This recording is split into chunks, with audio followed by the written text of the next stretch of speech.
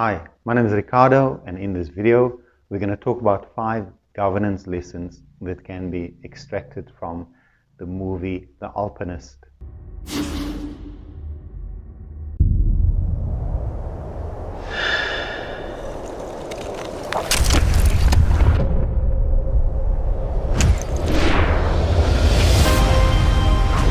So this is quite a fascinating documentary about a young man who was basically fearless, daring, and scaled mountains.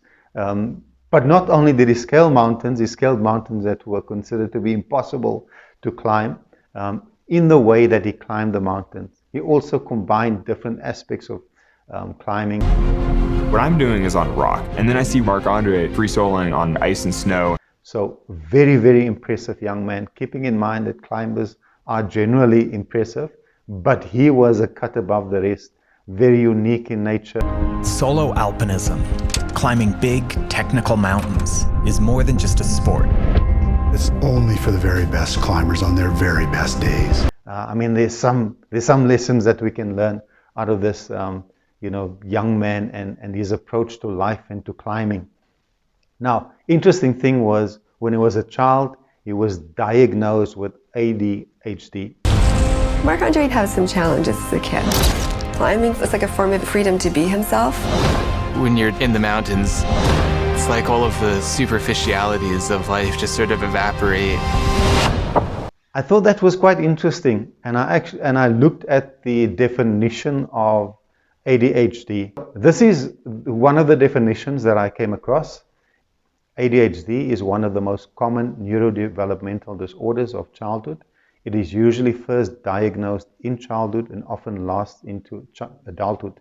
Children with ADHD may have trouble paying attention, controlling impulsive behaviors, or may be overly active. Some of the features of ADHD, there may be predominantly inattentive presentation. It is hard for the individual to organize or finish a task, to pay attention to details, or to follow instructions or conversations. The person is easily distracted or forgets details of daily routines.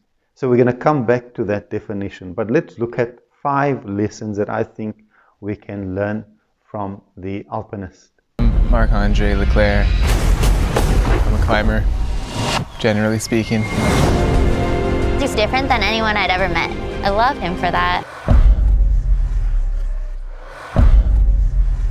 So lesson number 1, be prepared. Now Marc-Andre made this insightful comment. He was saying, to me, the very best climbs is when you can walk up to a mountain with nothing except your ability to climb, and that's it. And so he was not saying that he's not prepared, because his life up until that time was preparation for this particular climb. He scaled many mountains prior to that, but when it comes to a new mountain, he might not have rehearsed the context, but his ability to climb has given him that inspiration and motivation to climb a mountain that he has never climbed. So from the perspective of governance, I think that's a remarkable statement, and it's important because sometimes we deal with issues that we haven't dealt with before in terms of governance, and our previous experiences, our skills, our qualities, those aspects are all and features are all helpful in terms of preparing us to deal with a matter that we haven't yet dealt with. So of course it's important to prepare for a meeting, to read the minutes, and to prepare diligently, but that kind of preparation is only part of the preparation for the organization. We also have to draw in terms of our experiences. Maybe you've been part of another organization. What lessons that you've learned through that process? Maybe an organization went through a crisis. So it's important for you to draw from those experiences in order to prepare you for a particular scenario in terms of governance. Lesson number 2, be present. Marc-Andre's girlfriend, Brett, made this interesting comment. She was saying that, look, and she's a climber herself, so she was saying that, look, when you climb, You have to be present. Your mind cannot be elsewhere because every move that you make is important. If you make a mistake, that could be the end of your climbing experience. It could be the end of your life. So from that perspective, you have to be present. Likewise, from a governance perspective, when we deal with issues of the organization, we have to be present. We have to be focused in terms of the organization's activities, the operations, the strategy. We have to be present. It doesn't help us to be physically present and then to be mentally somewhere else. So very important for us to be present within our organizations. When we deal with the affairs of the organizations, we have to apply our minds fully to the matters at hand. Lesson number 3, in my view, is to be strategic and flexible. So one of the statements that Marc made is that you have this ultimate goal, which is to scale this mountain. But then unpredictable things are going to happen. So, for example, there might be an avalanche.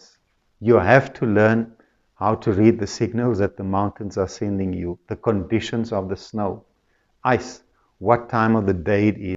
Interaction with the environment, mountain, plays a huge part of what makes alpine climbing so interesting. So, the organization must be strategic and flexible. Things will happen in the external environment, and the organization, even though it might have its strategy on paper, it might have a strategic plan, inevitably things will happen, and the organization must be in a position to make adjustments and be flexible.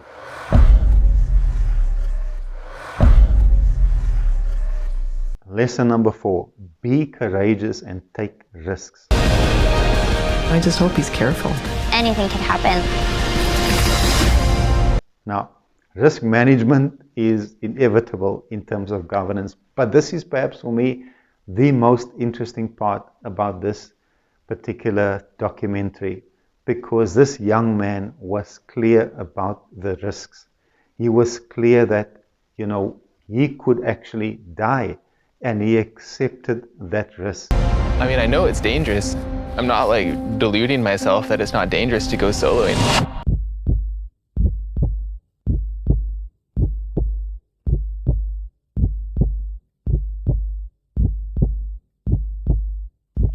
So some of the veterans were actually cautioning him, but some were actually saying, but look, this is part of the game. If death was not a possibility, coming out would be nothing.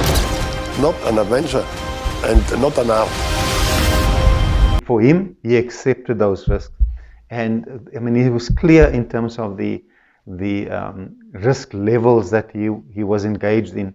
So at some point, he was stating it clearly that when he goes climbing, and he takes breakfast in the morning, then he realizes that could be his last breakfast. So he would enjoy that breakfast as if it was his last breakfast. So he had a clear understanding of what's acceptable risk in his context. So from a governance perspective, we should consider what are acceptable risks to take within the organization, because inevitably the organization is exposed to risks.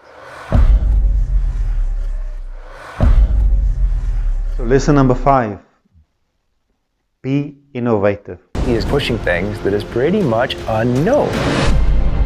Now, this young man demonstrated remarkable levels of innovation. He basically combined different facets of climbing, rock climbing, ice climbing, and snow climbing. He combined it into one. He would scale a mountain consisting of these different elements.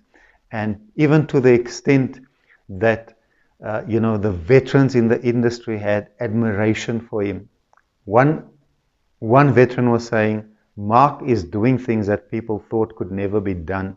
He's redefining what is possible.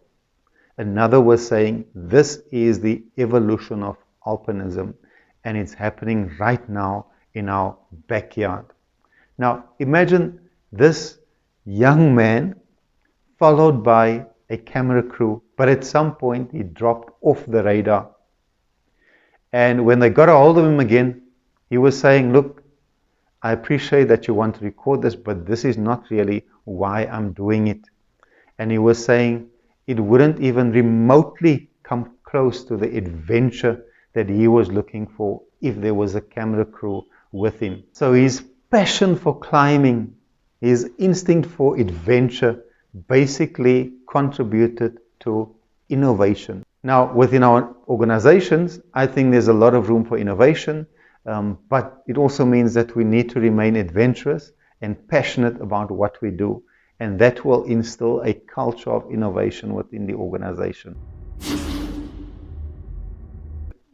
So there's such a lot to learn out of this particular documentary, and I also hope that you found some of those lessons helpful. I would really encourage you to watch it, and I'm sure that you will gain a lot more in terms of the exploits of this young solo alpinist. But there are some additional observations that I just want to make in terms of what I think the contradictions are in the life of this young man. The first one is that he really didn't do this for the recognition. In fact, if you look at the mountains that he climbed those alone, without a camera crew. And at some point he actually abandoned the camera crew because he was saying that he wants the experience on his own. He didn't want the recognition.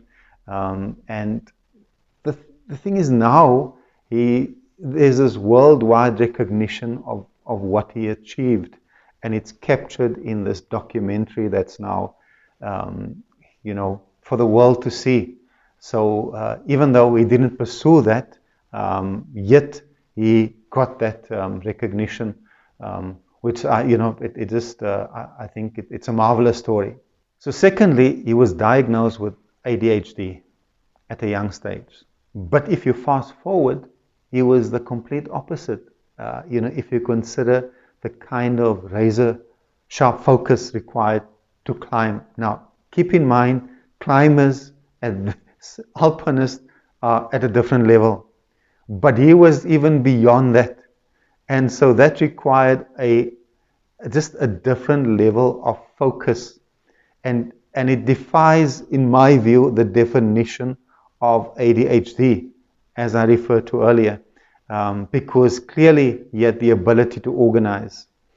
He had the ability to finish a task climbing many, many mountains. And he paid attention to details because he had to consider, while being in these awkward positions, he had to consider different factors in terms of his, climbing and abilities. So I just thought, that's part of also a contradiction, in this movie. How was it? Scary? No, not particularly. Just another day out. A really good day out. So I hope you liked the video. If you did, please click the like button. And if you think others may benefit from the video, please share. And I would also encourage you to subscribe and also click the bell button so that you're advised when other videos are coming out. Thank you so much for having watched this video.